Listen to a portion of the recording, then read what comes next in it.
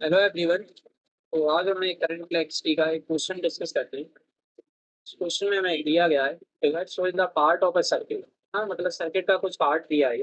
Part is the value of AC minus VB plus C point का जो voltage है और B पॉइंट का जो वोल्टेज है उनका हमें डिफरेंस निकालना है। ठीक है, तो वो कैसे करते हैं हम इस क्वेश्चन को सॉल्व। जब भी ऐसे क्वेश्चन जब आते हैं हमारे सामने तो हम हमेशा ही KVL से अप्रोच करते हैं उसको। तो उसके लिए हमें जितने भी रजिस्टर्स लगे हैं जो C से B तक हमें पहुंचना है उनमें करंट पहले पता होना चाहिए। पहले तो मैं करंट निकालने का देखता हूँ। देखो, इस वाले रजिस्टर का तो हमें करंट पता है, इस वाले रेजिस्टेंस में 5 एम्पियर का करंट जा रहा है। बाकी जो 4 ओम वाला है इसमें भी पता है 2 एम्पियर है, और ये जो बीच वाला रजिस्टर है इसमें हमें करंट नहीं पता कितना जा रहा है। तो उसके लिए हम KCL लगाते हैं ना, किरचॉफ करंट लॉ। उसके अकॉर्डिंग किरचॉफ करंट लॉ है ना, वो कंजर्वेशन ऑफ चार्ज पर वैलिड है ना।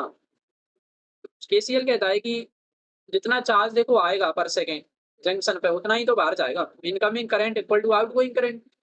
तो यहाँ से करंट कितना आ रहा है 5 एम्पियर, इधर से 5 एम्पियर आया। बाकी इधर से कितना करंट आ रहा है नीचे से, ये 3 एम्पियर आ रहा है। तो जितना करंट आ रहा है जंक्शन की तरफ उतना ही तो बाहर जाना चाहिए। जैसे डी वाले पॉइंट का अगर मैं डायग्राम यहाँ पर बनाऊँ, यहाँ पे हो क्या रहा है एक्चुअल में, इधर से जो करंट आ रहा है वो 3 एम्पियर आ रहा है। बाकी इधर से जो करंट आ रहा है अपना वो 5 एम्पियर आ रहा है। जितना करंट इस जंक्शन की तरफ आ रहा है उतना ही यहाँ से बाहर जाना चाहिए, सेम बिल्कुल। आउटगोइंग करंट और इनगोइंग करंट सेम होना चाहिए। ऐसे हम कहेंगे कि I इक्वल टू 5 + 3, यानी 8 हो जाएगा फिर ना। तो जाने वाला करंट, आने वाला करंट इक्वल टू जाने वाला करंट, आने वाला 8 है तो जाने वाला भी तो 8 ही होगा। ठीक है, तो ये 8 एम्पियर आ गया। तो बस ये करंट अगर पता चल गया ना, अब तो ये क्वेश्चन में कुछ है नहीं, तो सिंपली हमें KVL लगाना सॉल्व हो जाएगा। KVL लगाते हैं इसमें, किरचॉफ वोल्टेज लॉ। ठीक है, तो स्टार्ट करते हैं ए पॉइंट से, सी वाले पॉइंट से करते हैं स्टार्ट। तो इस पॉइंट का पोटेंशियल होगा, मैंने लिख दिया VC। अब अगर हम करंट की डायरेक्शन में जाएंगे तो पोटेंशियल ड्रॉप होगा। पोटेंशियल ड्रॉप होगा IR। आई की वैल्यू 5 है, रेजिस्टेंस 1 है, 5 × 1 आ गया, इतना ड्रॉप होगा। अब यहाँ पे नेगेटिव से पॉजिटिव जाएंगे बैटरी में अगर हम, तो लोअर पोटेंशियल से हाईयर जब हम जाएंगे तो पोटेंशियल तो बढ़ेगा ना, गेन होगा हमें। तो गेन होगा तो उसको हम प्लस साइन के साथ लिखेंगे, +12। ये हो गया। अब डी से आगे बढ़ते हैं। इस रजिस्टर में हम जा रहे हैं जो करंट की डायरेक्शन में जा रहे हैं, करंट फ्लो करता है हाइयर पोटेंशियल से लोअर, तो यहाँ भी पोटेंशियल ड्रॉप होगा। हो जाएगा -8 इंटू इसमें जाने वाला करंट।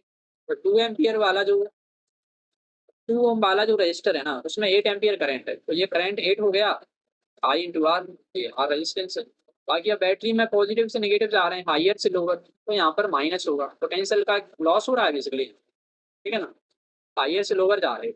अब ई से जाते हैं आगे, इस वाले जो रजिस्टर है इसमें करंट 2 एम्पियर आ रहा है, यहाँ पे भी पोटेंशियल ड्रॉप होगा -IR। 2 × 4 हो जाएगा बराबर पोटेंशियल ऑफ बी पॉइंट पर हम आ चुके हैं। ठीक है, तो बस सिंप्लीफाई करना है इसको, तो यहाँ से हो जाएगा अपना VC -5 प्लस ये 12 हो जाएंगे, ये हो जाएगा माइनस का 16, ये हो जाएगा -3, हो जाएगा -8 बराबर वी। VC -VB चाहिए हमें, तो सिंप्लीफाई कर लेते हैं इसको जल्दी से। देखो 12 है, 12 में से 5 जाएगा तो 7 बचेगा, इसको मैं +7 लिख दे रहा हूँ। और बाकी इन सबको ऐड कर देते हैं, 8 और 3 11 हो जाएगा, और 11 और 16 को अगर ऐड करते हो तो ये 27 हो जाएगा। ठीक है, पर नेगेटिव आएगा क्योंकि सारे नंबर ही नेगेटिव है। -27 बराबर VB। ठीक है, अब हमें चाहिए VC -VB, तो VB को इधर ले लेते हैं, बाकी सारे नंबर को इधर भिजा देते हैं। VC -VB बराबर, ये 27 उधर जाएगा तो प्लस हो जाएगा, 7 इधर उधर जाएगा तो ये माइनस हो जाएगा। ठीक है, साइन चेंज हो जाएंगे, यहाँ से 20 वोल्ट अपना आ रहा है। तो सी और बी का जो पोटेंशियल डिफरेंस है वो 20 वोल्ट होगा, यानी सी ऑप्शन अपना इसमें करेंगे। ठीक है, इसमें इसी मेथड से करना आसान होता है कि ऐसे ही किया करो जब भी ऐसे क्वेश्चन आया करेंगे। Thank you.